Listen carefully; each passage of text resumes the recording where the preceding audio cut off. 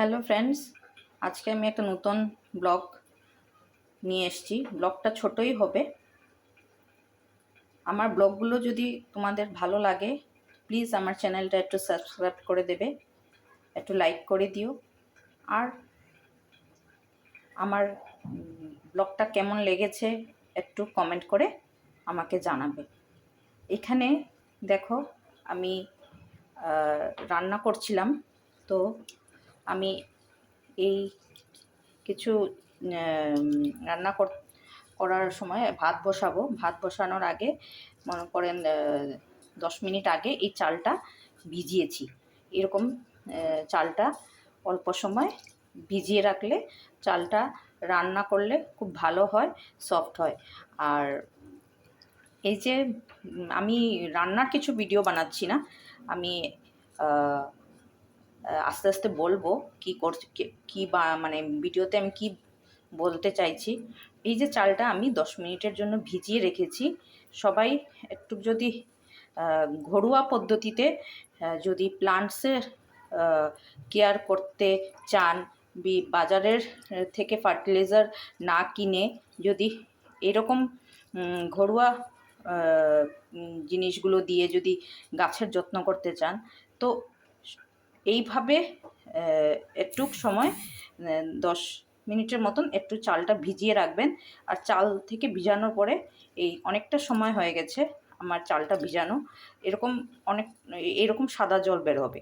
যতক্ষণ আমরা চালটাকে ধুবো এরকম সাদা জল বেরোতে থাকবে। তো এতক্ষণ আমি এগুলাকে ভিজিয়ে রেখেছিলাম। দেখেন চালের জলগুলা আজকে আস্তে আস্তে ধুতে ধুতে যখন সাদা জলটা দেখবেন একদম পরিষ্কার হয়ে গেছে, চালটাও পরিষ্কার হয়ে গেছে, ততক্ষণ এটাকে ভালো করে ধুয়ে এই সাদা জলগুলো আমরা ফেলে দিতে হবে। এই চালের জলটা আমি ফেলবো না, আমি দেখাচ্ছি। এখানে আমার একটা বাইরের কাজ করার একটা বালতি নিয়েছি। এই বালতিতে এরকম করে বেসিনের পাশে এরকম একটা বালতি রেখে দেবে।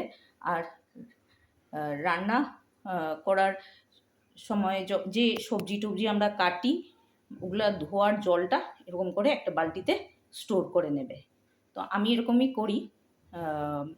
আমার যখন গাছের জন্য কিছু আজকে ভাবছি যে আজকে গাছের খাওয়া দেবো, তো সারাদিন আমি এইরকম করে বালতি রেখে দিলে ডালের জল, সব জলগুলো, ডালের জল, সবজির জল, ধোয়ার জল সব এরকম একটা বালতিতে নিয়ে দেবে। এগুলো খুব ভালো সবজিতে গাছে দেওয়ার জন্য, গাছের খুব ভালো খাদ্য এটা। তো আমি দেখাচ্ছি আমি কী করে এগুলোকে স্টোর করি। তো এই ভিজানো আমার চালটাকে এরকম করে ভালো করে কচলে নিতে হবে। তারপর এই যে সাদা জলটাকে এইভাবে করে বালতিতে আমি ঢেলে দেব।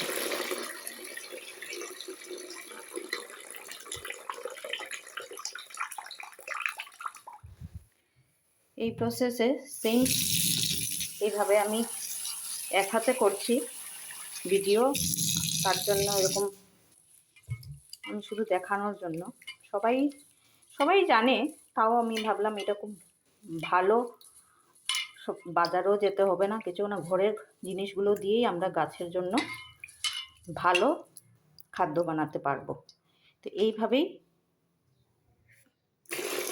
জলটা স্টোর করব। এরকম সব রকমের সবজি, ফল ধোয়া সব কিছুর জল, ডালের জল,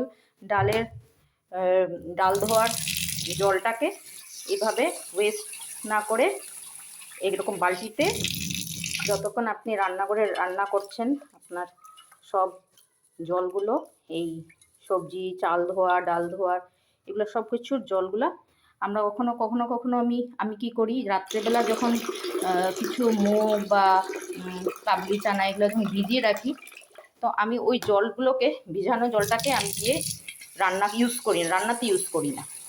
ওই জলটাকে আমি না ফেলে আমি ওগুলো গাছেতে দিয়ে দিই। তো এইভাবে গাছের জন্য সপ্তাহে একদিন দিলেই হবে।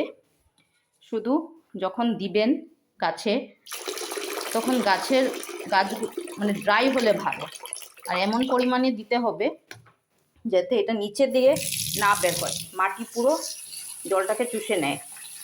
এই দেখছেন আমার চালটা ধোয়া পোড়া হয়ে গেছে, পুরো পরিষ্কার জল। এখন আর দিতে হবে না, এখন আর চেঞ্জ করতে হবে না।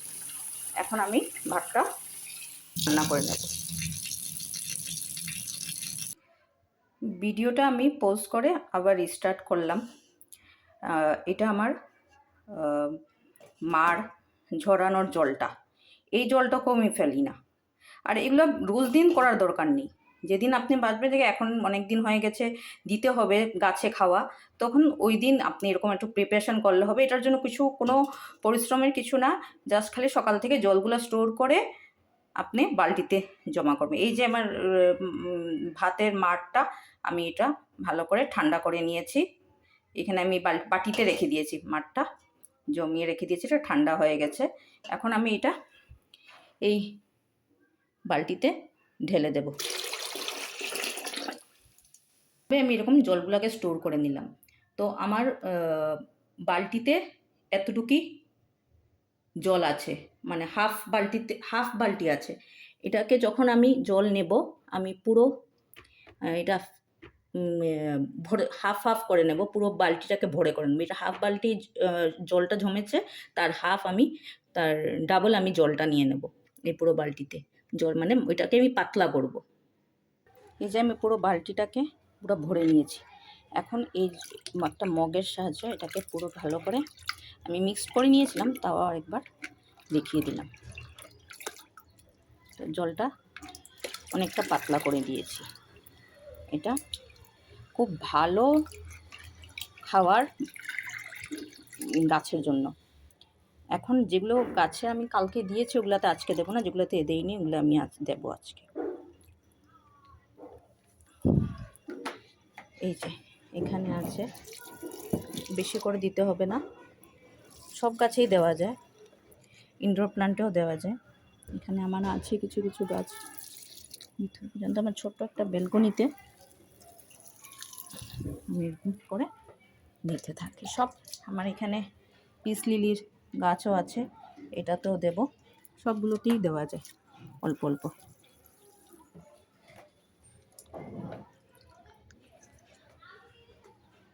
এটা আমার ছোট্ট একটা বারিন্দার মধ্যে আমি আমার গার্ডেনিং করি এইভাবে।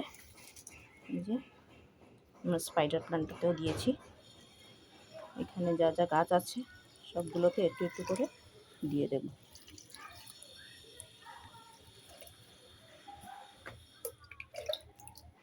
আমার একটা ডালিয়ার গাছ, এটা অনেক ফুল ফুটেছিল, এখন আমি বড় বারিন্দার থেকে এখানে ছোট বারিন্দায় নিয়ে এসেছি। এটার মধ্যে অনেক অপরাজিতারও চারা উঠেছে, এটা তো আমি দিয়ে দেব।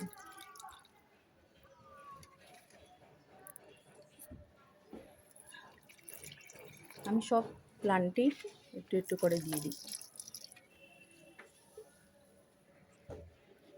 এইভাবে নিজে ঘরোয়া পদ্ধতিতে গাছের কেয়ার করতে পারা যায়। একটু যদি আগের থেকে এটা প্ল্যানিং করলে ভালো হয়, তখন সুবিধে হয় সারটা বানানো। ঠিক আছে, আমার ভিডিওটা এইখানে আমি শেষ করলাম। যদি ভালো লাগে সবার, তাহলে প্লিজ একটু আমার চ্যানেলটাকে সাবস্ক্রাইব করে রাখবে। আর আমি যেগুলো ছোট ছোট ভিডিও বানাই ওগুলো আমার ভিডিও নোটিফিকেশানগুলো ভিডিওগুলো সবাই দেখতে পারবে। তাহলে টাটা, বাই বাই।